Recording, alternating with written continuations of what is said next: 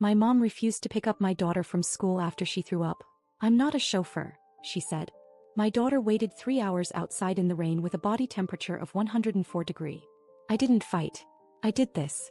After 3 days they were screaming and panicking. I felt rage. The kind that starts cold in your chest and spreads until your hands shake.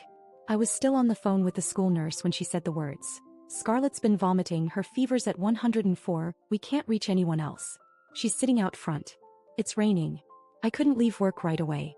I was leading a meeting that had taken weeks to prepare for, but the second I hung up, I called my mother. 10 minutes from the school. Retired. Nothing else to do. She picked up like it was any normal Tuesday, and when I asked her to get Scarlett, she laughed. Then she said it. "I'm not a chauffeur." That exact sentence. I was silent. She went on. Said she wasn't going to drop everything just because my daughter got a little sick. That I had Scarlett, not her. That she already did her time. Then she hung up. I stared at my phone and I felt something twist in me. I wasn't sad. I wasn't disappointed. I was furious. Because this wasn't the first time she had let me down, but it was the first time her selfishness had real consequences. Scarlett had nobody else nearby. I had no other backup. I ran to my car and drove like a maniac, switching lanes, shouting at red lights. It took me an hour and 12 minutes to get to the school. By then the rain was heavier. My daughter was still sitting there. On a stone bench, soaked, shivering, her cheeks red from the fever. Her backpack was open beside her. She was trying to keep it dry with her body. I grabbed her and drove straight to the ER. She didn't talk. She could barely move. She was limp against me. They took her in immediately. The fever had climbed. 104.6. Her breathing was shallow. They said she was close to collapsing from dehydration. They hooked her up to fluids, oxygen, everything. A nurse asked me when she last kept fluids down. I didn't even know. I just stared at the monitor. That night, I sat in the hospital room with her while she slept under wires and tubes. And the whole time I kept hearing my mom's voice. "I'm not a chauffeur." I kept thinking about all the ways I'd supported them. The money I sent every month. The groceries. The bills I paid without being asked. The way they always told people I was the responsible one, because I never said no. I opened my laptop at 6 a.m. the next morning. Logged into every account they depended on. Rent assistance? Gone. Grocery delivery? Cancelled. Insurance premiums I'd been covering for 2 years? I didn't even text them. I wanted them to feel what Scarlett felt. Alone. Forgotten. Told. For now I stayed silent. But I knew the moment they realized what I'd done, the begging would start. The excuses. The guilt trips. And I was going to sit back and watch it all burn. The silence was satisfying. 3 full days, not a single call, not a single text. I didn't hear a word from my parents. Scarlett was still in the hospital, recovering. Her fever had dropped, but her lungs were still crackling. She needed oxygen and monitoring. I stayed with her the entire time. Slept on the fold-out chair. Ate crackers from the vending machine. I only left once to go home, grab some clothes, and check on the cats. That's when I noticed the first voicemail. It was from my dad. Casual. Asking if I could send the usual gas money. He was planning to drive out to the lake that weekend. I didn't reply. That night, I got another message, this time from my mom. Shorter, a bit sharper. She said their card got declined at the grocery store. Asked if I forgot to send this month's transfer. So I said nothing. Day 3 was when the shift happened. The first wave of confusion turned into anger. My mom called twice, then sent a text with 6 question marks. Then one that just said, "Did you cancel something?" Yes. All of it. By noon, I'd received 5 calls. By evening, 10. I silenced my phone and went back to sitting by Scarlett's bed, watching a cartoon on mute while she slept. The next day they showed up at my apartment. I was still at the hospital when the front desk called to tell me 2 people were banging on my door. They left after a while, but I got a voicemail. "We need to talk. You've made your point, but this is serious. We need that money. We've got bills due. Why would you do this to your own family?" That word. Family. I almost laughed. Scarlett was slowly getting better. She asked about grandma once. I told her the truth, that she couldn't come. I didn't say more. Scarlett nodded and went back to coloring. But something had changed in me. I wasn't just angry anymore. I was done. That night, my mom sent the last calm message I'd ever get from her. "I don't know what you think you're doing, but if you're trying to hurt us, congratulations. You've succeeded. Hope you're proud of yourself." The next morning, I checked the camera at my front door. They'd come back. This time yelling. My dad had kicked over a potted plant. My mom was screaming into the doorbell camera. They didn't know about the second camera. Or that I recorded everything. I watched the footage twice. Not out of fear, out of fascination. This was how they handled a minor inconvenience. They still had no idea what was coming. By the 5th day they weren't pretending anymore. My dad left a voicemail saying they were about to lose their electricity. My mom sent 5 texts in a row, most of them in all caps. She said I was punishing them over a misunderstanding, and that I was overreacting. Then she added something that sealed it. We didn't ask to be grandparents. That was your choice. If she can't handle a little rain, maybe she shouldn't be in school. I stared at the message for a long time.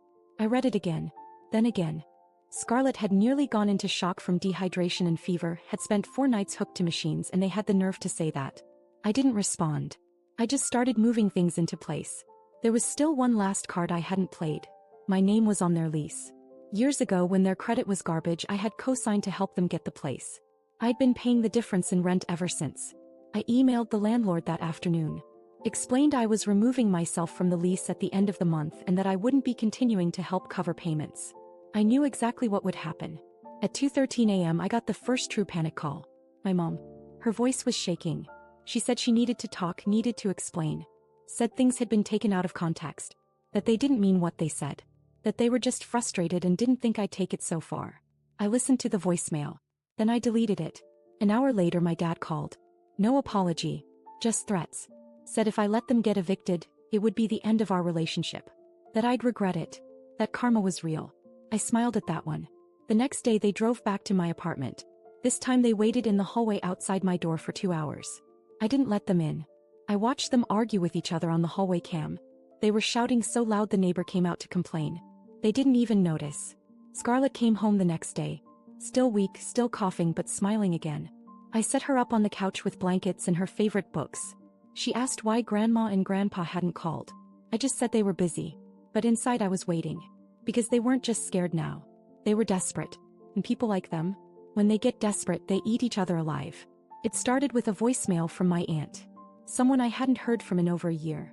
She said my mom called her crying, said I was freezing them out and they were on the verge of being homeless. She asked me to call her back and be the bigger person. I didn't. Scarlett was still recovering, and every time I looked at her, curled up under her blanket sipping water slowly through a straw, I felt the fire flare up again. My mother left her in the rain. My father didn't lift a finger. And now I was supposed to show them mercy? They'd made their bed. By day 7 they were out of food. I know because they used the last of their data to post a Facebook status calling me vindictive and mentally unstable. Said I was brainwashing Scarlett, poisoning her against them, and that they had no idea why I'd suddenly turned on them. Then they started turning on each other. That same day I got an email from my landlord. Apparently my dad tried to claim I had agreed to keep paying the rent and said he had it in writing. He didn't. I forwarded every receipt, every message, every agreement showing otherwise. That's when the real panic began. The next morning my dad showed up at my office. I had security remove him before he got past the lobby. He stood outside for 45 minutes shouting my name. That afternoon I got a string of texts from my mom, bouncing between sobbing apologies and wild accusations. He said I was cruel. Said I was tearing the family apart. Then she sent the one that finally showed her cards. You win. You got what you wanted. She should have never been born. None of this would have happened if you didn't trap yourself with a kid. That was it. I screenshotted every message. Every voicemail. I stored them in a folder called In Case I Ever Forget. Because I didn't want to. I wanted to remember exactly what kind of people they were. A week ago they thought I needed them. Now they were squatting in their own apartment, trying to stretch electricity off an extension cord from the hallway outlet, hoping the neighbors didn't complain again. The eviction notice was coming. I didn't even have to push it. They were pushing each other. And karma was just getting started. I thought I was prepared for anything, but I wasn't expecting the police. They showed up at my door 2 days after the last voicemail. 2 officers. Calm, polite, but serious. Apparently, my parents had filed a report claiming I was withholding financial support I had legally committed to, and that Scarlett had been endangered due to my neglect. The moment I heard that word, neglect, I felt my pulse in my ears. I invited them in, sat them down, and handed over everything. The messages. The hospital discharge papers. The proof of financial support I'd been giving them for years. I even played the voicemail where my mom said Scarlett shouldn't have been born. The officers looked uncomfortable by the end. One of them asked me quietly if I wanted to file for a restraining order. I didn't answer. I just asked them to leave. That night I drove to my parents' apartment. Not to talk. Not to yell. To serve them. The restraining order went through the next morning. They couldn't come near me or Scarlett anymore. And for a while I thought maybe that would be the end. But then something unexpected happened. A man in a black hoodie knocked on my door. I didn't recognize him at first. He was my dad's cousin, someone I hadn't seen in 10 years. He said he heard about what happened. That my parents had been lying to everyone. That they'd been telling people I stole money from them, abused Scarlett, left them to starve. He said his own father had loaned them nearly $5,000 the month before. And they told him I refused to help them because I was spending everything on vacations and a new man. I laughed. He didn't. He said I wasn't the only one they'd scammed. Turns out, for the past 6 months, my parents had been borrowing from almost everyone in the family. Selling jewelry. Even trying to refinance a car that wasn't in their name. Mine. And then he told me something I didn't know. 2 days before Scarlett got sick, my parents received $800 from a small inheritance check left to them by a distant relative. They told no one. Spent it at a casino. I stared at him. He apologized and left. That same night I got an anonymous letter in the mail. No return address. Just a single sentence. This is your fault. If they die, it's on you. I knew it was my mom's handwriting. But I didn't flinch. I lit a match and burned the letter in the sink. That weekend their power was officially shut off. They had no food, no water, and no one left to call. Not even the cousin who warned me. No one wanted to be involved anymore. The last voicemail I ever got from them was just breathing and crying. And I listened to it while holding Scarlett's hand, watching her fall asleep peacefully in her own bed. Karma wasn't just knocking. It had broken the door down. It had been quiet for 5 days. Scarlett was back to playing with her dolls and asking questions like nothing had happened. I had started to sleep again. Thought it was over. I thought they'd finally disappeared. Too humiliated, too broken to try anything else. I was wrong. It was a Sunday night when the power flickered. Then died. I checked the breaker. Everything inside was fine. I opened the door to see if anyone else in the building was having issues, and froze. There, standing just inside the apartment building's main entrance, were my parents. My mom was holding a wrench. My dad had a pair of bolt cutters. They'd cut the main power to the building. Not just mine, everyone's. My neighbor across the hall came out just in time to see them run. The police came within minutes. I handed them the restraining order, showed them the footage from the hallway cam, and they went after them. It took less than 24 hours. They were arrested. But that wasn't the end. The next day I got a call from a lawyer. Apparently, my parents had taken out a payday loan using forged documents. Ones that listed me as a co-signer. They'd been using my name, my information, and even Scarlett's identity to try to pull in more cash. They never thought I'd find out. The amount wasn't massive, about $3,000, but the betrayal was. They'd used my daughter's social security number to apply for emergency aid. Twice. That's when I stopped being angry. I got strategic. I called the credit bureaus. Froze everything. Filed identity theft reports. Sent in the signed restraining order and copies of the police report. Then I made one last move. I pressed charges. 2 days later I got a letter from my father. Handwritten from county jail. 3 pages of apology. He blamed my mother for everything. Said he didn't know about the stolen identity. Said he loved Scarlett. That he was ashamed. At the bottom he wrote one final sentence. Please don't let me rot here. You're still my daughter. I didn't respond. Instead I took Scarlett to a small cabin upstate for the weekend. No signal. No noise. Just us. And for the first time in weeks I looked at her and felt peace. They broke themselves not because of anything I did, but because they thought they were untouchable. They thought my love was unlimited. They thought they could use it like a checkbook, like a weapon, like a shield. But love has limits. And I found mine the day they left my daughter in the rain, choking on a fever, waiting for a ride that never came. Now she'll never have to wait for anyone again. Especially not them. The update. I thought I wouldn't hear from them again. After the court dates, after the restraining orders were finalized, after I told the DA I wasn't interested in a plea deal, just accountability. Things were calm. Almost unnaturally so. Scarlett healed faster than I did. She was back to school, back to smiling. I stopped checking the cameras every night. I stopped expecting chaos. Then last Friday someone knocked on my door. It wasn't them. But it wasn't no one either. It was a woman named Teresa. She said she worked with a local church's outreach program and that she'd been asked to visit me by my parents.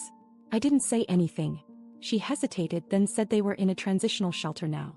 That my mom had been placed on suicide watch. That my dad had been diagnosed with severe liver damage. They had nothing. No car. No friends. No money. Just desperation. And apparently some guilt.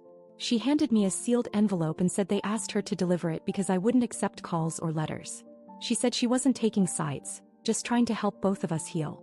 I took the envelope. Closed the door. I didn't open it right away. It sat on my kitchen counter for 2 days. When I finally opened it, there were just two things inside. A folded photograph of me holding Scarlett as a newborn, and a note written in my mother's handwriting. We failed you. We failed her. If we could trade places, we would. But we can't. If this is the last thing we ever say to you, let it be this. We were wrong. And you were right. About everything. I didn't cry. I didn't feel peace. What I felt was a strange kind of stillness. Like when a storm finally passes and everything is quiet, not because it's over, but because something new is about to begin.